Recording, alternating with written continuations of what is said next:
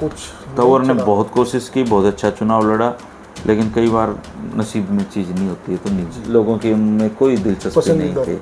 तो ये उनकी एक तरीके से वो चुनाव जीत के भी हारी है। इस हार में भी जेपी और चौधरी रणजीत चौटाला में तथा शुरू में कि सतपाल ब्रह्मचारी चुनाव जीत रहे हैं। दीपेंद्र हुड्डा को इस बार सांसद बनने से कोई नहीं रोक सकता। नमस्कार दोस्तों, इस समय हम रोहतक में मौजूद है। रोहतक में मौजूद है, चेहरा आपने देख ही लिया होगा, धर्मेंद्र कनवारी। तो बातचीत करेंगे राजनीति की। राजनीति में अब क्या उथल पुथल होने वाली है। कनवारी जी, आपका स्वागत है। शुक्रिया भाई, आपका बहुत धन्यवाद। आपके चैनल का नाम बहुत बढ़िया है जी, पोलगा प्रूपोल जी। जैसे अब राजनीति चल रही थी, अब जैसे रोहतक की बात करें, आपका अनुमान क्या कहता है रोहतक में? अरविंद शर्मा दोई का फाइट? देखो, फाइट थी या दीपक? मेरा ये अनुमान है कि रोहतक की सीट दीपेंद्र हुड्डा के फेवर में जाएगी। वो यहाँ पे चुनाव जीत रहा है, अरविंद शर्मा, क्योंकि मैंने उस दिन 60 बूथ देखे हैं खुद, मंडासा मार के यो, और 60 बूथ देखे हैं। अच्छा। जिनमें से 22-23 बूथ अपने रोहतक के थे, कुछ बूथ किलोई के थे, कुछ बूथ बेरी के थे। उनमें से बूथों के चयन में कुछ पंजाबी बहुल्य बूथ थे, कुछ ओबीसी बहुल्य बूथ थे, कुछ प्योर जाटों वाले बूथ थे, कुछ एससी के बूथ भी देखे मैंने। फिर उन बूथों जैसे डिगल का एक बूथ था, प्योर एससी का बूथ था।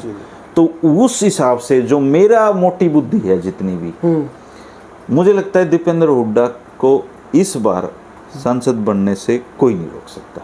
दीपेंद्र हुड्डा? हाँ, मैं रोहतक से दीपेंद्र हो गया। अगर रोहतक से दीपेंद्र जीत रहा है, मतलब हार रहा है, तो रायबरेली से फिर राहुल गांधी भी हार रहा है। अच्छा। फिर तो वाराणसी से मोदी भी हार जाएगा।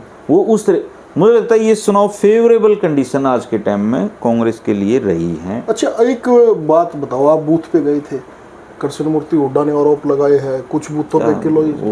वो हुड्डा साहब के दोस्त रहे हैं। अच्छा। वो लाभार्थी वर्ग है कांग्रेस का। अच्छा। जो लाभ नहीं मिला तो दूसरे में लाभ मिलेगा। मैं उनके बारे में क्या कहूँ, मेरे भी मित्र हैं वो। अच्छा। मतलब अब पत्रकार के तो सारे ही दोस्त होते हैं, लेकिन आज आप मैं साथ हाँ, मैं आपके गुण गा रहा हूँ, मैं साथ नहीं रहा आपके बुराई कर रहा हूँ। सिंपल, जस्ट सिंपल बात है। समाज में भी तो ऐसे होता है। तो अब सोनीपत की बात करेंगे।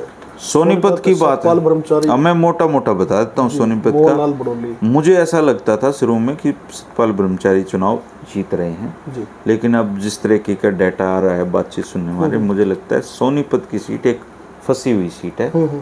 इस पे कोई भी जीत सकता है। मोहनलाल बड़ोली और सतपाल ब्रह्मचारी में किसी का भी दाव लग सकता है, किसी का भी दाव लग सकता है। ओके, फिर हिसार में चले हम।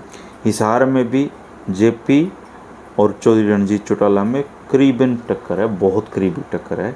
लेकिन चूंकि हिसार मेरा गृह क्षेत्र है, मैंने वो देखा है, मुझे ऐसा लगता है कि कहीं ना कहीं चुनाव रणजीत जी की फेवर में जाता हुआ दिखता है। जैसे सट्टा बाजार दिखा रहा है वो, तो मैं सट्टा बाजार नहीं मानता जी। मेरे दादा क्या करते जी, देखो मैंने पत्रकारिता के भी अपने उसूल हैं।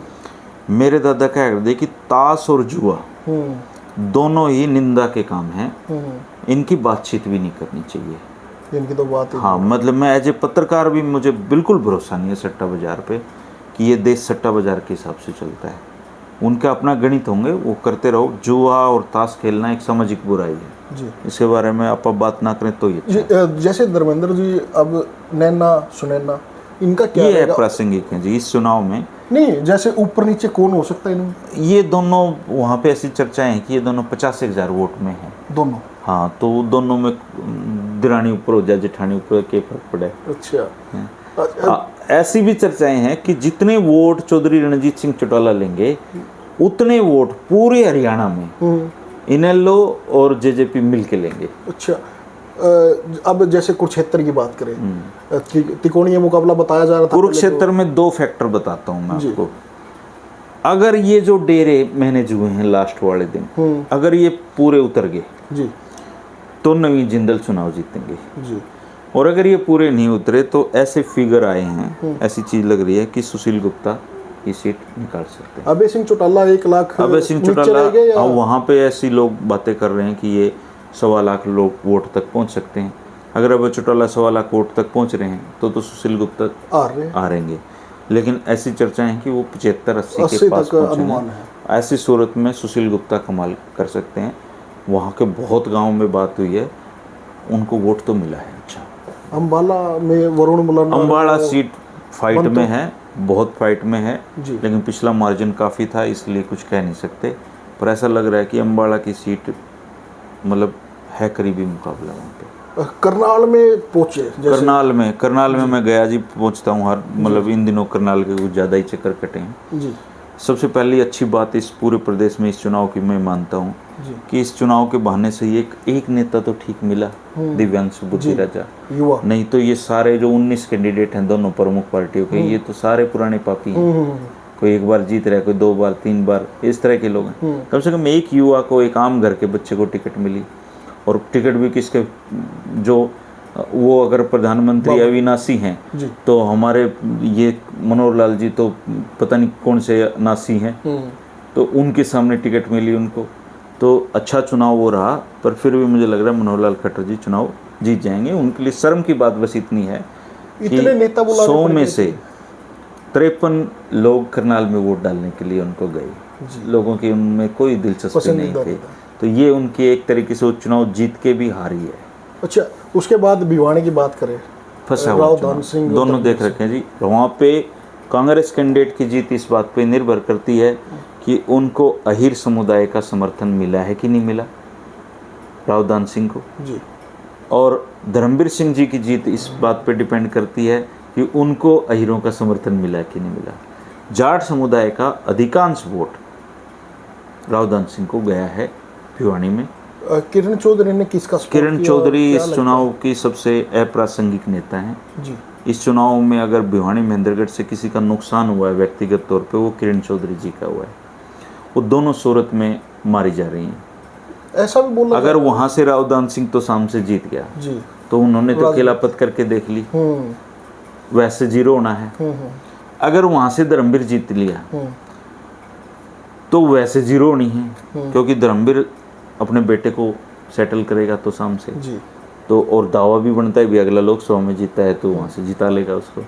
तो इस चुनाव में सबसे बुरी जो गत हुई है वो किरण चौधरी की हुई है, और अब आने वाले समय में उनकी जो राजनीति है वो बहुत संकट की। वीरेंद्र सिंह की नहीं हुई, वो उसको उनको भी टिकट नहीं मिला। वीरेंद्र सिंह जी की हुई है, लेकिन वीरेंद्र सिंह जी से ज़्यादा उनके बेटे ब्रजेंद्र सिंह पे नजरें हैं लोगों की, क्योंकि वीरेंद्र सिंह जी खुद के लिए तो टिकट मांग नहीं रहे थे, लेकिन ये उनके पास उनका हल्का तो कहीं नहीं गया ना।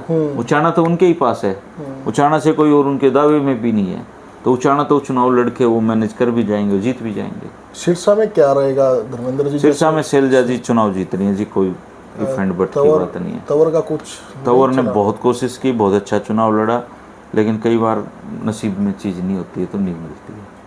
तो अब गुड़गांव सीट पे लोग तो कह रहे हैं जी मुकाबले हैं, ये हैं, जैसे मेवात का कह रहे हैं वोटिंग परसेंटेज जो कम है, वहाँ भी कंफ्यूजिंग चुनाव, किसी को समझ में नहीं आ रहा कौन जीत रहा है। फिर भी मैं कहूँगा कि मुझे लगता है कि अगर एज की बात आप करो तो राविंदर जीत के चांसेस ज़्यादा लगते हैं। जैसे धर्मेंद्र जी वो लोग बोल रहे थे, मैंने तो देखा है राज बब्बर का नाम, जो पाँच चुनाव हो गए हैं, लोग है ना झूठे हो गए हैं, लोग है ना खुद ही प्रोमिस नहीं निभाते जी।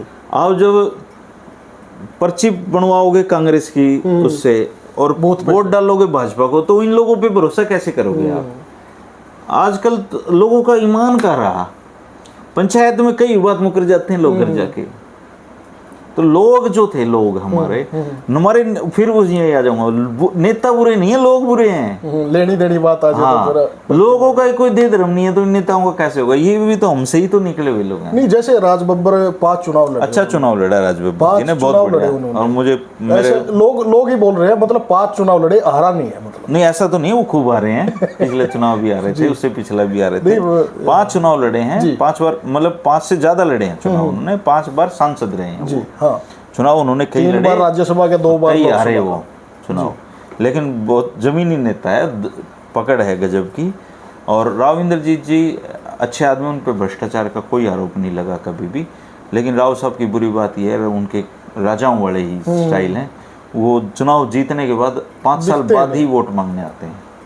फिर बीच में वोट मांगने का क्या को नहीं, आप कनेक्टिविटी चाहिए ना लोगों से। अब आप देखो गुड़गांव साइबर सिटी है, 500 फॉर्च्यून कंपनियों के वहाँ पे दफ्तर हैं, लेकिन हर बारिश में वहाँ पे पानी भरता है। तो आप वहाँ के अगर सांसद हैं और केंद्र में आपका प्रतिनिधित्व है, तो इन 10 सालों में आप कोई ऐसी योजना जरूर बनवा सकते थे जहाँ पे पानी ना भरे उसमें। जी। देखो, नकारेपन की कोई परिभाषा नहीं है, मकरा आदमी तो मकरा ही होता है। तो अगर 10 साल में वो कम से कम एक इस बड़ी समस्या का समाधान खोज देते, तो आज उनको ये दिन नहीं देखने पड़ते।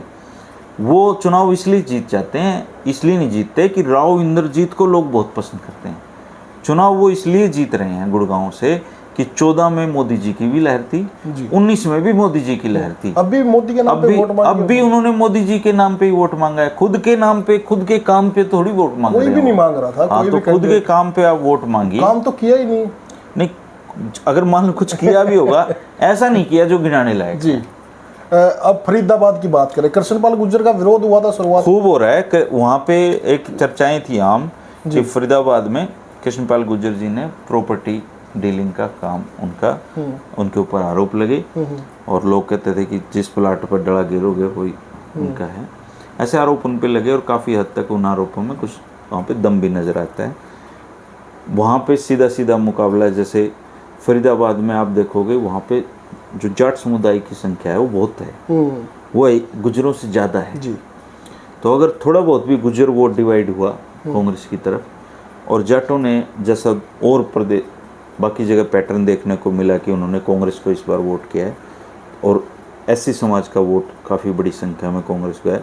अगर इस तरह का कोई कॉम्बिनेशन फरीदाबाद में बना तो कृष्णपाल जी हार जाएंगे इस बार। जैसे अब विधानसभा चुनाव भी था साथ में करनाल में, तो वहाँ क्या लगता है? वहाँ तो चुनाव बिल्कुल सरेंडर कर दिया था कांग्रेस ने जी। ऐसा लग रहा था वहाँ सेटिंगबाजी, चुनाव लड़ ही नहीं रहे। सेटिंगबाजी भी कह लो आप इसको, नकारापन कह लो, निकम्मापन कह लो, इन्होंने लग ही नहीं रहा था कांग्रेस वहाँ कोई चुनाव लड़ रही है ना। कांग्रेस ने कैंडिडेट ठीक दिया, और त्रिलोचन जी बोल रहे हैं मेरे साथ विश्वासघात हो गया, शाणे हैं। अच्छा, अपोजिट है मामला। त्रिलोचन जी ने वहाँ पे बहुत चर्चाएं ऐसी कि उन्होंने नायब जी के साथ अपना सेटिंग कर ली थी, उन्होंने खुद की। हाँ, वो तो दुम्बई मिश्र होने वाली बात है। अच्छा, ऐसी चर्चाएं हैं वहाँ पे कि इन्होंने अपना खर्चा पानी निकाल लिया इस चुनाव में। अच्छा, खर्चा पानी भी निकल जाता है चुनाव से? चुनाव होते ही खर्चा पानी निकलने के लिए नेता लोग, आम पब्लिक तो निकालती है, नेता भी सब करते हैं। ये अवाम में सब नंगे हैं। जैसे अब धर्मेंद्र जी, जैसे अब जाट ब्राह्मण, हालांकि मुझे पता नहीं त्रिलोचन जी ने किया है कि नहीं किया, पर ऐसी वहाँ चर्चाएं। जी जी। जैसे चुनाव था सोनीपत का, काफ़ी दिलचस्प मुकाबला था, 2 ब्राह्मण जाट बाहुल्य सीट थी। वो क्या लगता है इस बार जाट उदार हो गए थे? हाँ, यही तो इस बार जाट कह रहे थे जी हमने टिकट ना दो, इन्हें दे दो, नहीं जैसे जाएंगे। नहीं, ब्राह्मण कहाँ गए आपको क्या लगता है? मुझे नहीं लगता वो बीजेपी के अलावा गए होंगे। जहाँ कितने %? जहाँ ये हैं, मुझे तो पूरे लग रहे हैं जी ब्राह्मण। मैं नहीं मान सकता कि ब्राह्मण मतदाता बीजेपी के अलावा कहीं वोट दिया होगा। कोई एक आध गलती तो बटन दब जाए तो अलग बात है, नहीं मुझे तो नहीं लगता ब्राह्मण समुदाय ने बीजेपी को के अलावा किसी को वोट दिया होगा। मुझे ऐसा नहीं लगता। जैसे ब्राह्मणों ने, जैसे कांग्रेस में, जैसे किसी जाट ने अगर बीजेपी को वोट दिया हो तो एक्सेप्शनल केस ही है। जाट ने तो डाला बीजेपी को वोट, क्या पता डाला ना डाला, वो 4 को पता चलेगा। 20% ये कोई पैमाना नहीं, ऐसा गज नहीं है कोई मार के देख लिया हो। सेंटीमेंट की बात बता रहा हूँ। सेंटीमेंट ऐसा था जाट समुदाय का कि वो कांग्रेस को वोट दे रहा है, ऐसा ही सेंटीमेंट को ब्राह्मण का भी है। मतलब ब्राह्मण नाराज, ब्राह्मण और जाट कभी एक तराजू में नहीं तुल सकते।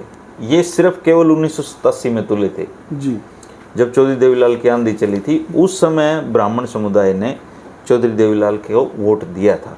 इसके अलावा कभी भी ब्राह्मणों ने, जाट जहाँ खड़े होते हैं वहाँ ब्राह्मण, ये एक दूसरे की प्रतिद्वंदी, जैसे चुंबक होता है एक साइड, ये वो नहीं चिपकते। छोटू राम के समय से ऐसा चल रहा है। ये अब क्या कहानी नहीं है।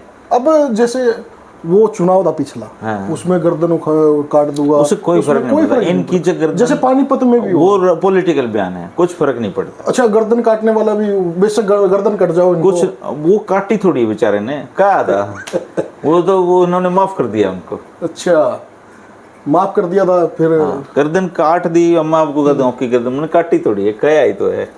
अच्छा, तो और खट्टर साहब का एक बयान था, एक बार स्टेट में गए थे कि प्रेम और जंग में है ना सब जायज होता है। तो खट्टर साहब ने कहा कि मैं इसमें एक चीज़ और जोड़ता हूँ, चुनाव में प्रेम और युद्ध और चुनाव में सब जायज है। तो आज जो आदमी गर्दन काट रहा है, लोग उसको लिए अपनी गर्दन दे दें, ये भी बड़ी बात नहीं। तो जैसे धर्मेंद्र जी शहरों की बात करें, शहरों और गांव की बात करें, शहरों में क्या लगता है कि बीजेपी, शहर तो बीजेपी के हैं ही शुरू से, और गांव कांग्रेस के मुफीद लगते थे, लेकिन अब गांव में पलटी हो गई। 14 के बाद माहौल बदल गए हैं। जाट और नॉन जाट की जो इनकी थ्योरी थी वो काफ़ी हद तक कामयाब रही है। तो समाज में डिवाइडेशन आ गया बहुत गहरा ना, वो चीज़ें नहीं रही जो हमारे बुजुर्ग जो एक जगह बैठ के हंसते खाते थे ना। और ये इतने हमने विकास जरूर किया, हम पर जहरीले बहुत हो गए। हर आदमी के दिमाग में जाति घुसी हुई है, दूसरों को जातिवादी बताता है, खुद पे ध्यान नहीं देता। अक्सर हम खुद को ठीक कर लेंगे तो सारी चीज़ें ठीक हो जाएंगी। पॉलिटिक्स तो क्या कितना योगदान, अगर मान लो अब सरकारी नौकरी लग भी गई, कितनी सरकारी नौकरी एक सरकार दे सकती है? काम धंधे तो खुद के करने ही पड़ेंगे यार सबको। अब मेरा जो पड़ोसी है मेरी मुसीबत में तो ये पड़ोसी काम आना है, आपको थोड़ी बुलाऊंगा सोनीपत से मैं। तो पड़ोसियों के साथ मधुर संबंध रखो, अपने समाज का जो ताना बनना था उसको बनाए रखो। जैसे धर्मेंद्र जी चुनाव हुआ लोकसभा का, हरियाणा पे इतना फोकस क्यों किया गया? नेता इतने बुलाए, सारी जगह फोकस था। चुनाव तो चुनाव के तरीके से लड़े जाते हैं। अब आप हरियाणा में रहते थे, हरियाणा दिख रहा था, बाकी जगह भी तो ऐसे ही हो रहा है। पूरे देश में गए हैं नेता, काफी टफ मुकाबला था, हर जगह था। देखो चुनाव तो मोदी जी को तीसरी बार प्रधानमंत्री बनना है, तो यार अगला क्यों असर छोड़ेगा उसमें जी। तो चुनाव तो मोदी जी अगर 2 रैलियां करके गए, 3 करके गए हैं, तो 3 राहुल भी तो करके गए हैं, प्रियंका भी तो करके गई है। सारे बराबर का मुकाबला, कोई ये नहीं था कि कांग्रेस वाले नहीं आ रहे। नेता तो आएंगे चुनाव में, लास्ट चरण तक सब लोग अपना जोर लगाएंगे। जैसे अब लोकसभा की बात थी, लोकसभा पे विधानसभा की भी नजरें टिकी हुई है, उसके 3 से 4 महीने बाद विधानसभा का चुनाव होना। अगर 5-5 आती है तो क्या नजरिया है आपका? चाहे 5-5 आओ, चाहे 8-2 आओ, चाहे 2-8 आओ, ये चुनाव लोकसभा के लिए था जी, ये खत्म होगी बात की। ओके। आप दिल्ली में 7 सीट बीजेपी जीतती है, सरकार बनाता है केजरीवाल। तो हरियाणा में जैसे हुड्डा को फ्री हैंड दिया, जिस तरीके से मुद्दे उठे हैं लोकसभा में, विधानसभा के मुद्दे उठे हैं, उस हिसाब से हरियाणा प्रदेश की जनता का सेंटीमेंट ऐसा लगता है कि वो चुनाव का बड़ा बेसब्री से इंतजार कर रही है विधानसभा का। वहाँ फिर वही बात आएगी, कैंडिडेट का चयन कैसे करते हो आप जी, चुनाव कैसे लड़ते हो, क्योंकि वहाँ ये इतना बड़ा तामझाम नहीं होता। विधानसभा का अलग चुनाव होता है, लोकसभा का अलग होता है। ये 15-20 दिन लोग बात करेंगे, फिर अपने विधानसभा में चलो धर्मेंद्र जी, एक आखिरी सवाल है मेरा। दीपेंद्र हुड्डा जीत रहे, मान लो जीत गए, जीत जाए, जीत गए, पहले भी तो जीत रहा था, मान लो जीत गए दीपेंद्र हुड्डा, राज्यसभा है, फिर लोकसभा का एमपी हो जाए। राज्यसभा में खेल चल रहा है थोड़ा सा। अब क्या आपने देखा होगा बलराज कुंडू ने जी, इधर वो चुप थे, हाँ, इधर उन्होंने ये नहीं कहा कि दीपेंद्र को वोट डाल दो, या पर ऐसा लगा कि उन्होंने दीपेंद्र की तरफ शिफ्ट हुए हैं, उनका वोट बैंक। ऐसे ही वो कुरुक्षेत्र में मदद करने के लिए गए अभय चौटाला, तो उसको देखते हुए मुझे ऐसा लग रहा है कि राज्यसभा के इलेक्शन पे बलराज कुंडू ने अपनी फील्डिंग लगा रखी है, और मतलब सीट खाली होएगी तो बलराज कुंडू यहाँ पे ट्राई करेंगे उसके लिए। अच्छा, मतलब दीपेंद्र हुड्डा राज्यसभा की सीट छोड़ेंगे, मजबूरी है और क्या करेंगे भाई। लोकसभा में आप चुने गए तो राज्यसभा तो छोड़नी पड़ेगी आपको।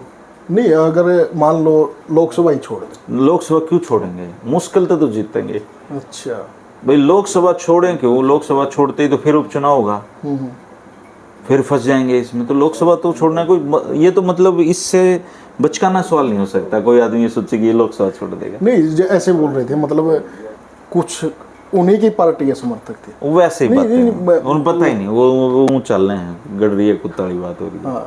कुछ नहीं, कोई नहीं छोड़े, जीत गए तो हाथ जोड़ेंगे, बच गए, मतलब 2 साल और एक्स्ट्रा बहुत बहुत धन्यवाद। शुक्रिया भाई, नमस्कार जी, धन्यवाद।